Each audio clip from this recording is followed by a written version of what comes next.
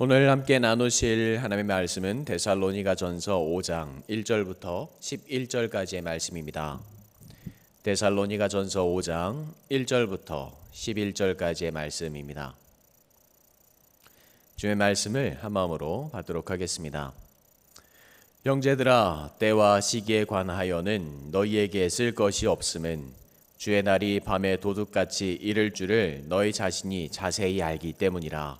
그들이 평안하다 안전하다 할 그때에 임신한 여자에게 해산의 고통이 이름과 같이 멸망이 갑자기 그들에게 이르리니 결코 피하지 못하리라.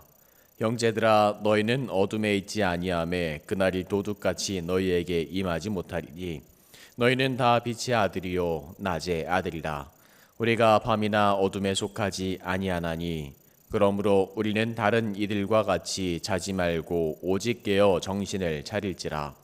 자는 자들은 밤에 자고 취하는 자들은 밤에 취하되 우리는 낮에 속하였으니 정신을 차리고 믿음과 사랑의 호심경을 붙이고 구원의 소망의 투구를 쓰자. 하나님이 우리를 세우심은 노하심에 이르게 하심이 아니요 오직 우리 주 예수 그리스도로 말미암아 구원을 받게 하심이라. 예수께서 우리를 위하여 죽으사 우리로 하여금 깨어있든지 자든지 자기와 함께 살게 하려 하셨느니라. 그러므로 피차 권면하고 서로 덕을 세우기를 너희가 하는 것 같이 하라. 아멘. 하나님의 은혜와 사랑이 우리 안에 가득하기를 소망합니다. 말씀 전에는 보통 이런 축복의 말씀들로 시작을 하시죠. 요즘 나누고 있는 데살로니가전서 1장 1절의 말씀 역시 그렇습니다. 바울과 실루아노와 디모데는 하나님 아버지와 주 예수 그리스도 안에 있는 데살로니가인의 교회에 편지하노니 은혜와 평강이 너에게 있을지어다. 은혜와 평강이 너에게 있을지어다. 이 축복의 말씀들은 성도들을 사랑하는 마음으로 전하는 사랑의 고백이기도 하지만 성도들의 삶이 힘들고 어렵기 때문에 각자의 삶에서 두려움과 고통이 있기 때문에 그들을 위로하는 말씀들이기도 합니다. 오늘 5장의 말씀들을 읽어보면 이 시대에 그리고 그들이 살고 있었던 그 시기에 하나님을 섬기는 성도들의 상황이 어땠을까라는 생각을 하게 만듭니다. 그들이 얼마나 힘들고 어려웠을까? 그들이 당했던 고통은 얼마나 많았을까? 얼마나 두려웠을까? 이런 마음을 가지게 하는 말씀들입니다. 그 이유는 그들이 하나님의 바로 주님의 재림을 간절하게 기다리고 있었기 때문입니다. 하지만 이런 고난 속에서도 주님을 어떤 마음으로 기다려야 하는지 바울은 오늘 전하고 있습니다. 그리고 데살로니가 교인들은 그 말씀에 순종하고 헌신하며 감사함으로 살아가는 사람들이었습니다. 1절에 이렇게 시작합니다. 형제들아, 때와 시기에 관하여는 너희에게 쓸 것이 없음은, 이렇게 전하면서 시작하죠. 때와 시기라는 것은 모두 알고 계시는 것처럼 주님께서 재림하시는 그때를 말합니다. 그리고 2절에서 이어서 이야기합니다. 주의 날이 밤에 도둑같이 이를 줄을 너희는 너희 자신이 자세히 알기 때문이라. 성도들은 잘 알고 있었습니다. 재림이 도둑같이 이를 것을 사람으로서는 예측할 수 없음을 분명히 알고 있었습니다. 그렇게 다시 그 말을 주님께서 언제 오실 것이라는 그 말은 하지 않아도 된다라고 이야기합니다. 주님의 재림의 때와 시기에 관한 일은 하나님의 소관이었기 때문입니다. 주님께서는 이에 대해서도 분명하게 말씀하고 계셨습니다. 사도행전 1장에 그들이 모였을 때 예수께서 여쭈에 이르되 주께서 이스라엘 나라를 회복하심이 이때이니까 하니 이르시되 때와 시기는 아버지께서 자기의 권한에 두셨으니 너희 알 바가 아니요 오직 성령이 너에게 임하시면 너희가 권능을 받고 예루살렘과 온 유대와 사마리아와 땅끝까지 이르러 내 증인이 되리라 하시니, 오직 성도들이 할 일은, 주님의 제자들이 할 일은 주님께서 언제 오시고 나를 언제쯤 데려가실까 고민하고 생각하는 것이 아니라 성도의 본분, 제자의 본분을 최선을 다해서 살아가는 것이다 라고 주님께서 말씀하고 계십니다. 마태복음 24장에는 이렇게 이야기합니다. 그러나 그날과 그때는 아무도 모르나니 하늘의 천사들도 아들도 모르고 오직 아버지만 아시느니라. 이 말씀처럼 하나님의 때, 주님의 때는 바로 하나님만 알고 계심을 전하셨기 때문입니다. 우리가 이 말씀대로 살아가면서 주님께서 오실지 모르기에 편하게 살아가라라는 말은 아닙니다. 사도행전은 말씀처럼 그 때를 기다리면서 제자의 본분과 자녀의 본분을 최선을 다해서 살아갈 것을, 성령님과 동행하면서 너의 삶을 기쁨으로 살아갈 것을 전하고 있기 때문입니다. 조금 전에 마태복음 24장에서 나오는 그 말씀 이전에는 무화과 나무 비유를 통해서 재림의 때가 곧 올 것처럼 최선을 다해서 살아갈 것을 주님께서도 말씀하셨기 때문입니다. 우리가 주님의 재림의 때를 살아가고 있는 것처럼, 주님과 함께하고 있는 것처럼 살아가라. 네가 그렇게 기쁨으로 감사함으로 살아가라 라고 말씀하고 계십니다. 성경을 쭉 읽다 보면 수많은 징조에 대해서 말합니다. 어떤 이들은 이런 징조들이 일어나는 것들을 보고 재림의 때가 왔다, 주님께서 곧 오실 것이다 라고 이야기하는 이들도 있습니다. 그 말을 하면서 자신을 믿어라 라고 강조하는 이들도 있습니다. 하지만 주님께서 말씀하시는 것은 때와 시기를 분명하게 분별하고 기다려야 하지만, 그렇게 살아가야 하지만, 주님의 제자들에게 말씀하신 것처럼 제자들이라면, 하나님의 자녀라면 이 세상에서 주님의 사랑을 전하고 보이기에 기쁨으로 감사함으로 살아가는 자녀들이 될 것을 알리라 라고 말씀하셨기 때문입니다. 그렇게 오늘 바울은 이어서 나오는 말씀을 통해서 데살로니가 교회 성도들에게 전하고 있습니다. 사람이 살아가는 모든 순간에 주님께서 어떻게 오실지, 언제 오실지는 아무도 알지 못한다. 하지만 우리는 하나님의 자녀이고 주님의 제자이니 우리는 이미 어둠에 속한 자가 아니라 주님께 속한 자임을 강조하고 있습니다. 그렇게 주님께서 맡기신 사명, 이것을 기억하고 지키면서 감사함으로 살아가라라고 강조하는 것입니다. 오늘 본문 5절과 6절에 너희는 다 빛의 아들이요 낮의 아들이라, 우리가 밤이나 어둠에 속하지 아니하나니 그러므로 우리는 다른 이들과 같이 자지 말고 오직 깨어 정신을 차릴지라. 다시 한번 이 말씀을 통해서 강조하는 것입니다. 하지만 세상 사람들은 알지 못합니다. 우리가 살고 있는 세상이 너무나도 행복해 보이고 평안해 보이기 때문입니다. 다들 아시는 노래인지는 모르겠지만 좀 오래된 노래이기도 합니다. 한 가수가 부른 노래 중에 이런 가사가 있습니다. 뭐니 뭐니 해도 돈이 많으면 좋겠지만 뭐니 뭐니 해도 마음이 예뻐야 남자지라는 가사가 있죠. 다른 가사들은 조금 더 재밌는 가사들도 있지만 그 가사들은 넘어가는 걸로 하겠습니다. 하지만 요즘은 마음이 예쁜 것이 아니라 주머니가 예쁘고 살고 있는 것이 예뻐야 한다라고 이야기합니다. 세상 모든 나라가 돈이 있으면 더 평안하게 행복하게 살 수 있다라고 이야기하죠. 이전에도 비슷한 상황이었던 것 같습니다. 데살로니가 교인들이 살던 그 시대에도 세상은 점점 좋아지고 있었습니다. 하나님에게서, 주님에게서 멀어진다면 세상을 살아가는데 더 행복할 것 같습니다. 이런 마음을 지금 바울은 경고하고 있습니다. 자는 자들은 밤에 자고 취하는 자들은 밤에 취하되 우리는 낮에 속하였으니 정신을 차리고 믿음과 사랑의 호심경을 붙이고 구원의 소망의 투구를 쓰자. 우리가 누구에게 속하였는지, 우리가 어떤 마음으로 살아가야 하는지 다시 한번 강조합니다. 5절에 나오는 빛의 아들이라는 표현을 통해서 우리에게 어둠이 다가올지라도 그 안에서 빛을 비추고 어둠을 밝히는 역할을 할 것을 강조합니다.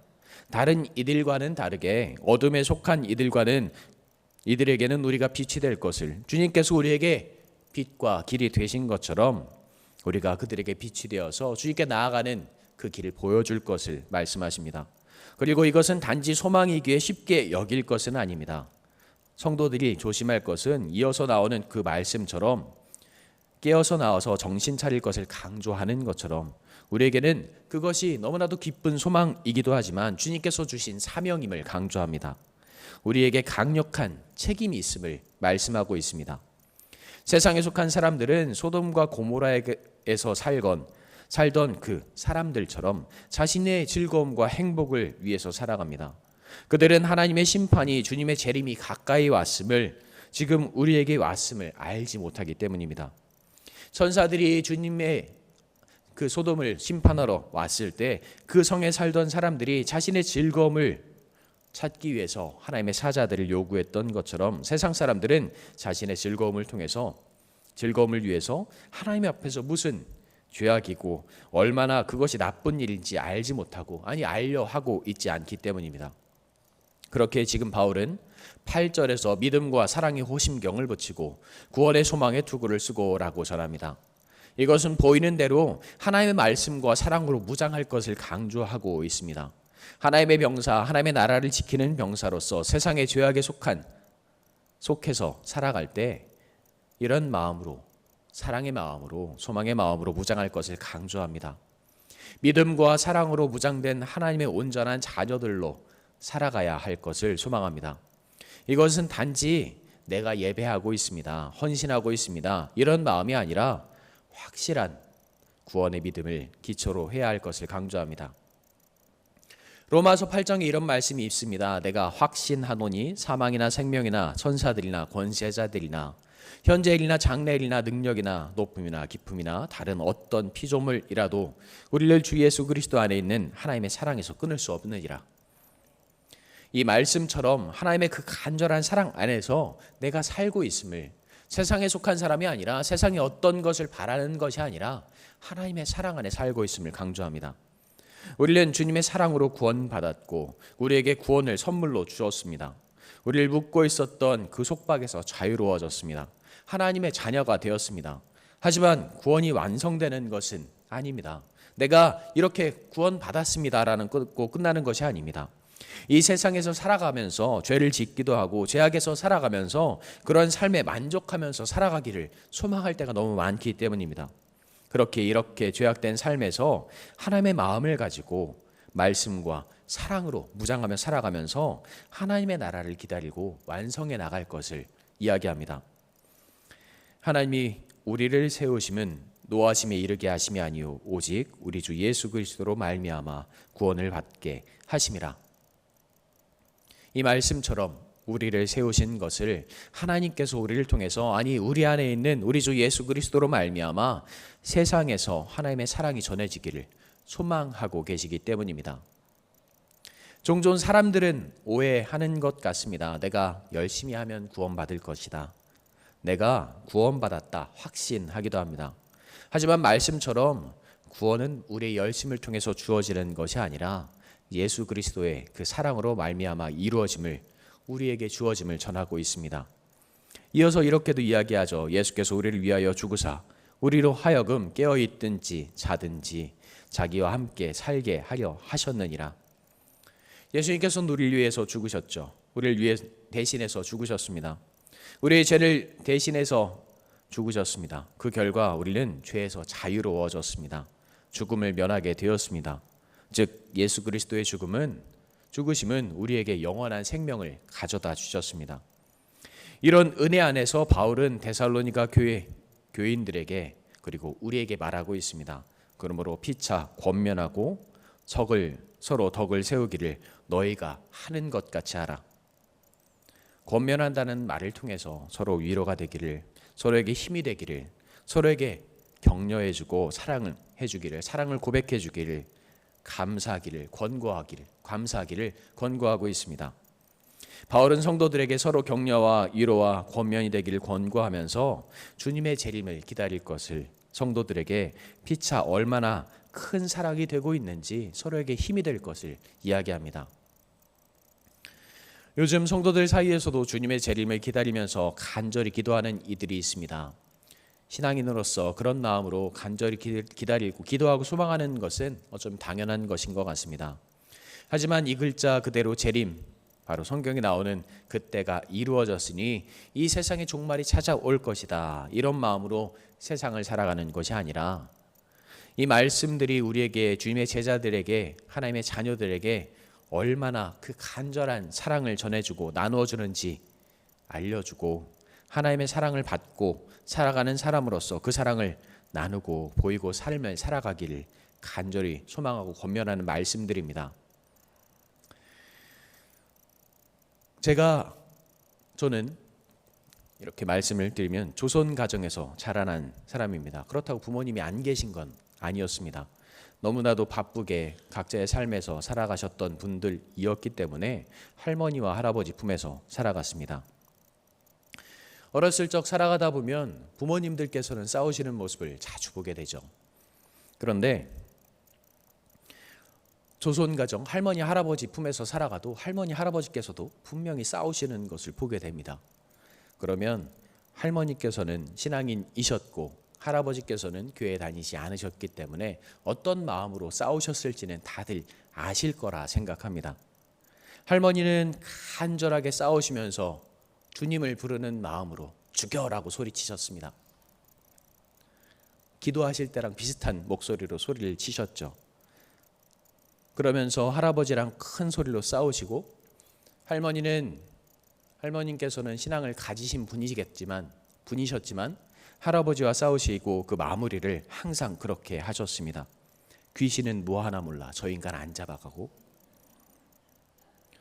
그리고 당신께서는 구원을 간절히 바라시는지 내가 죽어야지 말씀하시며 내가 천국 가서 하나님과 행복하게 살겠다라고 말씀하셨습니다. 어쩌면 세상에서 살아가면서 주님의 재림을 기다리는 것, 주님의 마음으로 주님의 사랑으로 간절히 기다리는 것은 세상을 살기에 부부관계에도 살아가기에 너무나도 힘들고 어렵기 때문인 것 같습니다. 저 역시 신앙을 가지고 사역을 하지만 하나님께 속했지만 또한 세상에서 살아가는 사람이기에 힘들고 어려운 일들이 많이 있습니다. 저 사람이 나와 함께 하지 않았으면 좋겠다라는 마음으로 살아갈 때도 있고 때로는 하나님께서 저 사람도 사용하실까라고 고민할 때도 많이 있습니다. 하루를 살아가는 것이 버거울 때도 많이 있습니다. 주변을 둘러보면 마음이 흔들릴 때도 종종 있습니다. 아이가 커져가는 것을 보면서 더 좋은 것을 주지 못해서 마음이 아플 때도 있습니다. 어느 날은 저희 아이가 우리는 왜 가난해냐는 그 물음을 저에게 물었을 때 마음이 무너질 것 같았던 기억도 있습니다. 그런데 이런 상황 속에서도 사역자로서 세상에서 성도님들에게 바르게 살아가는 모습을 보여야 한다라는 그런 부담감이 있습니다. 내가 그렇게 살아갈 수 있을까? 내가 살아가는 내 가족에게, 내가 살아가는 이들에게 이렇게 힘들게 살아가는 모습을 보이며 흔들릴 때도 종종 있습니다. 이런 상황 속에서 하나님께서는 우리에게 말씀하고 묻고 계십니다. 그리고 하나님의 그 간절하신 사랑을 경험하고 고백한 우리에게 다가오셔서 다시 한번 위로하십니다. 오늘 데살로니가의 교회 성도들은 역시 많은 고난을 당한 것 같습니다. 신앙인으로서 살아가는 것은 힘들고 어려웠습니다. 항상 두려움에 쫓기며 살아가는 삶을 살았습니다. 이런 성도들에게 바울은 이야기합니다. 당신을 사랑하신 하나님의 사랑을 기억하십시오. 그리고 당신들에게 주어진 그 사랑을 기억하십시오. 주님께서 언제 오실지 그날만 간절히 기다리며 죽기를 바라는 삶을 살아가는 것이 아니라 세상의 끝을 바라는 것이 아니라 하나님께서 주신 그 사랑 안에 기쁨으로 살아가십시오. 하나님은 언제나 우리와 함께 하십니다. 하나님의 때는 지금도 우리를 통해서 이루어지고 있습니다. 우리는 세상과 구별되고 구원받은 성도들입니다. 우리는 주님의 때가 언제 어떻게 올지 알지는 못하지만 분명한 확신을 가지고 있습니다. 그때가 오면 우리가 하나님 앞에 당당히 설 수 있기를 간절히 소망합니다. 그리고 이 사랑을 간절히 전하라는 주님의 말씀에 순종하고 헌신하십시오. 이 말씀에 순종하고 헌신한 데살로니가 교회는 하나님의 사랑과 은혜를 더 아름답고 크게 경험했습니다. 지금 이 바울의 말씀은 우리에게도 전해지고 있는 것 같습니다. 힘들고 어렵습니다. 하지만 이 세상이 마지막을 기다리며 세상이 끝나기 때문에 주어지는 구원과 사랑을 기다리는 것이 아니라 우리에게 주어진 그 사명을 기쁨으로 감당하며 헌신할 때 우리를 통해서 임하시는 그 주님을 더 크고 아름답게 경험할 수 있는 우리 도남동교회 성도님들이 되시기를 간절히 소망합니다. 그리고 우리의 삶에 그 사랑과 은혜만 가득 차고 넘치기를 간절히 소망합니다. 기도하겠습니다. 우리를 사랑으로 인도하시며 지키시는 주님 감사합니다. 하나님의 마음과 하나님의 사랑이 내 안에 있기를 간절히 소망합니다. 우리의 손을 잡으시고 말씀하셨던 주님의 마음을 다시 한번 알게 하시고 주님의 은혜를 고백할 수 있는 우리가 되게 하여 주시옵소서. 아버지께 예배하고 기도할 때 주께서 역사하셨고 주께서 함께 하셨고 주께서 지키셨음을 다시 한번 알게 하시고 우리의 삶에 가득 차고 넘치는 주님의 사랑만, 주님의 은혜만 의지하며 살아갈 수 있도록 주께서 도와주시옵소서. 아버지의 말씀이 내 안에 있음을, 아버지의 사랑이 우리 안에 있음을 다시 한번 알게 하시고, 이 힘들고 어렵고 두려운 상황 속에서도 주님만 바라보며 주님의 사랑을, 주님의 은혜를 전하기에 부족함이 없는 우리가 되게 하여 주시옵소서. 언제나 우리를 사랑으로 인도하시며 지키시는, 우리를 간절히 기다리시는 우리 구주 예수님의 이름으로 기도합니다. 아멘.